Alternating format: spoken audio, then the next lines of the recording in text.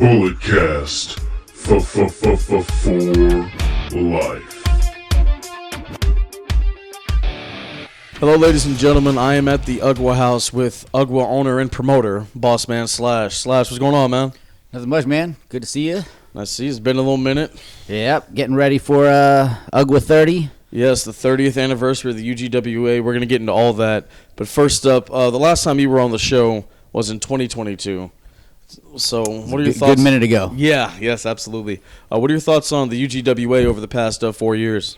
I think we have really upped our storytelling game. We've always been pretty good about that, but that has become like my main focus, to tell good stories within the shows and continuity from show to show.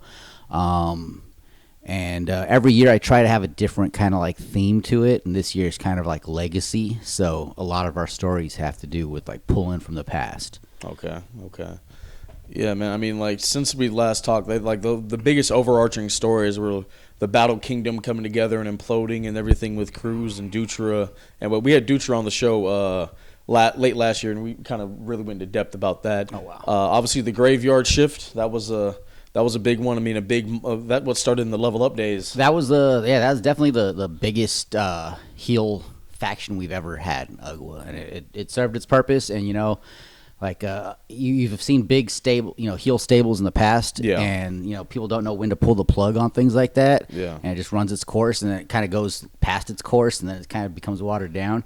And I think we really capped that off at a time where it made it matter in the long run. In the history of things, now it's going to really matter. Because you got, 3.5, 4 years out of it was that. about almost a 4-year storyline, and it started real slow, and we got our way up there. And I compare that to the Marvel Cinematic Universe, because when it started, I knew I wanted to tell a big story, but I didn't know what the story was yet. And then as it went on, about halfway in, I realized what the story was, and then we really kind of hit the ground running with that. It's like when they hit Winter Soldier and then on, the MCU got really good. I feel like the last couple of years after that were that was our post Winter Soldier run. Yeah, absolutely. I mean, the Graveyard Shift. I mean, you look at it there was the massacre of Slater over here in San Jose. CVE, she left and had to fight against Doc, and you bring in Alex Ace, Dave Reckoning, Nick Xander, just a lot of different characters made their way through the Graveyard Shift, and it was a great story of people getting manipulated to turn heel and then finding their own way back to the light type thing. Yeah. The Agenda was another overarching story that lasted for quite some time. I always wanted to write an X-Men comic book, and that was the closest I'm ever going to get. There we go. I love it. Let's talk about the Emporium Era. Oh, Emporium. That was a beautiful place. Right when we lost the Ritz, I didn't know what we were going to do next. I thought maybe we might be over. And then we landed Emporium, and it was a wonderful place for 4 years. And I love that place. I love James. That guy. He really went to bat for us. He went to bat for us. Yeah, above and beyond anything that he ever had to do. It was for the love of the game, and it was a great run. I love that place. Go to Emporium. Yes, Emporium SF. Shout out. Maybe someday we'll be back. Yeah. I mean, just the Emporium Era. It was a vibe, man. It changed the look of UGWA. Yes. I said, from the Ritz to Emporium, we went from Tim Burton Batman movies to Joel Schumacher Batman movies. Okay. Not content-wise, because content-wise those movies are horrible, but I mean the aesthetic. Aesthetic-wise, yeah. Yes, yeah. I mean, 3-story barcade, people are jumping off the 2nd story. I don't think anybody ever jumped off the 3rd. I don't think that's possible. You would have had to get quite a running start. Yeah. I mean, just fighting on pool tables, people taking shots during matches. I mean, it was anarchy, it was chaos, it was a vibe, but it was great. I mean, a lot of great stories were told in that building, like we said, with the whole Battle Kingdom thing. Sandra Moon won the title in there. That was a great, great era of UGWA during that with Sandra Moon becoming the champion, ending Dutra's reign. Yeah, the battles the Juicy had in there with we're going for the Beast of the East and all Vargas that. Vargas and Juicy and Funny Bone and Big Baby Powder and just all these guys, Bronson, just murdering each other in that building. That building was super down to let us do whatever we wanted. I was the one that decided to tone it down because I felt like they didn't know Like they were super down, but I felt like they didn't know what they were agreeing to. We were like the Hellraiser, like, you know, like puzzle box, and then they started digging with it, and then all of a sudden it's like, oh, I got chains sticking out of my face, you know. So I didn't want chains to stick out of anybody's face, so I toned it down myself. But yeah, man, it was just like a lot of anarchy and crazy stuff was happening in that building. SPS got their hands on the tag titles, and then Journey got his hands on the heavyweight title. He choked you in. He choked me out. That was the first time when a wrestler like put their hands on me. You know, Journey was the first one to do it. Not the last one though, unfortunately. Yeah, I mean, it led to a lot of cool moments and things like that, man. What's probably your fondest memory? Like storyline wise in there, and then just if you have just like at Emporium, at Emporium, like your fondest storyline moment that happened there, and then like if you just have like a nice story about just like being there. I think we told some great stories. That, you know, Devil's Night 19 when we wrapped up the big angle with the graveyard shift. Yes. I feel like that we wrapped that up with a nice little bow. A couple injuries tweaked out how we were going to do it, but it came out pretty good. But I think the thing that I'm most proud of is the first more gay shit. Okay. Because the first more gay shit ended up going head to head with GCW in their second San Francisco show, and there's a lot of backstage stuff that I could talk about that I'm not going to, because you guys don't need to hear that. But we went head to head with maybe at the time the number 3 wrestling company in America. You know, a top 5 or top 10 in the world, you know, and we went head to head with them in San Francisco, and we outdrew them somehow. I don't know how, some miracle, but that I know what Rocky feels like after that. That was, I wouldn't say we won, but it was more like a draw, and we held our own, and I'm very proud of that because that was a killer show. Yeah, no, those more gay shits, they were popping, man. They were a lot of fun. Those crowds, they were large, and they came to party, and they definitely did, man. They sure did. But yeah, that's just the tip of the iceberg of the last 30 years, though, man. Like I've been thinking about all this stuff, watching a lot of old footage, you know, that we got on YouTube and stuff, and watching some of my old matches even. And I'm just like, man, I can't believe I used to do that shit. Oh man, well, the Emporium Era was great. It was wonderful. But we're in the narrative fermentations era right now. Yeah, how'd you find that place, man? Well, we did. We got hired as like entertainment for this brewery called Poor Decisions in Hollister. Okay. They had like a street festival thing, and then Paul Ponte got hit up about it. He hit me up, and then we kind of like co-ran that for the day. Shout out Paul Ponte. Yep. And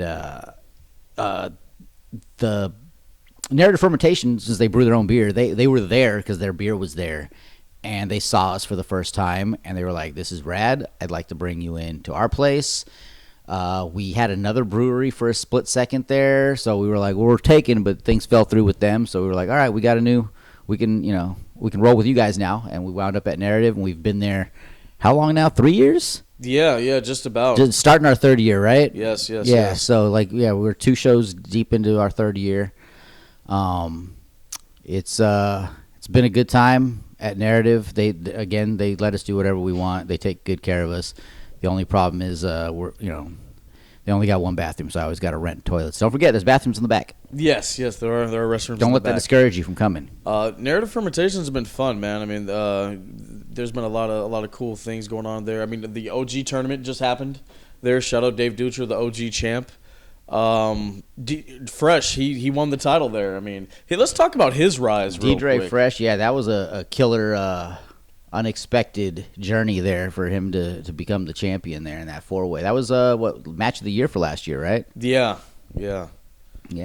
Check it out on YouTube. It's right there. Yeah, man. I mean, Fresh rising through the ranks. I mean, with Zoe, obviously world's freshest tag team, longest reigning UGWA tag champs. And then he goes on to become the gatekeeper champ, and then rises up to the heavyweight title. And then we're going at May 23rd, 30 years. 30 years. The main event of that show will be Deidre Fresh challenging Alpha Zoe for the UGWA championship.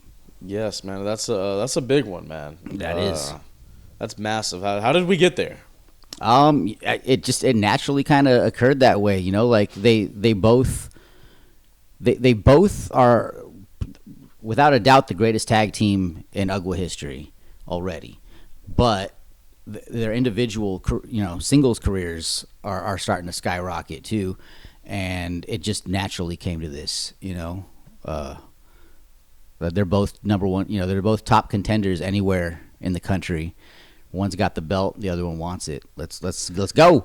Let's see a little brotherly warfare. I love it. Let's talk about the rest of that card, man. Dutra and Sheik. That's a long time coming. Yeah, I'm excited for that one. Yeah, Really two excited. pillars of not just the modern day UGWA, but of NorCal in general. They've been around absolutely. for Legends. like 2 decades plus. So that's a lot of time, a lot of history in that ring between those two. And Dutra's been one of the top performers in UGWA since the early 2000s in backyards and churchyards. And Sheik has been a big proponent of kind of pulling UGWA into a bigger spotlight, And her influence on me has brought in a much larger wave of LGBTQ and female talent. We were kind of a sausage factory for a long time, and she helped broaden my horizons a little bit. And I think the product has been 1,000 times better with her influence.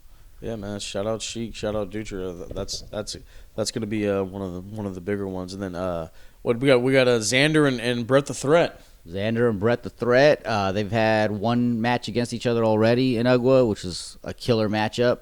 If the ref didn't botch the end, it probably would have been match of the year. Shout out to Dill. Yeah, that's gonna be a killer one. Those guys, they've been together since day one of training, and it's like Ken and Ryu, I love it. What else is on this card? Got Anton Voorhees defending the championship of Sharks against Chris Nasty. Oh, that's gonna be. That one I just booked because it was just like let's see if we can have match of the year right now. You know what I mean? Let's just throw that one out there. Got a tag team triple threat, Jin Savani and Taylor Kingsley versus Pacific Rampage versus Monstars Inc. Yes, that's a good one. Pacific Rampage has been kind of rising up in the ranks over here too. They've been low key. They've been kind of just getting win after win. Yeah, think about they're still undefeated in narrative, right? I don't know if they're undefeated. Or they were for a long period of time. They got a good run there. Yeah. Let's see if they can capture those tag titles, man. What else we doing on that?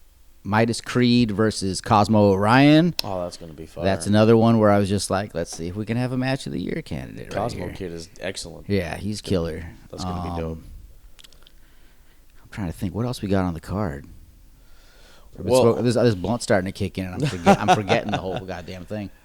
Yeah, well, I mean, you can go on HailUGWA on IG. You can see the match card, but please come to Narrative Fermentations in person, May 23rd. Nothing beats a live UGWA show. Yeah, there's nothing like it. Come experience the underground, man. It's like if Fight Club and Rocky Horror had a baby.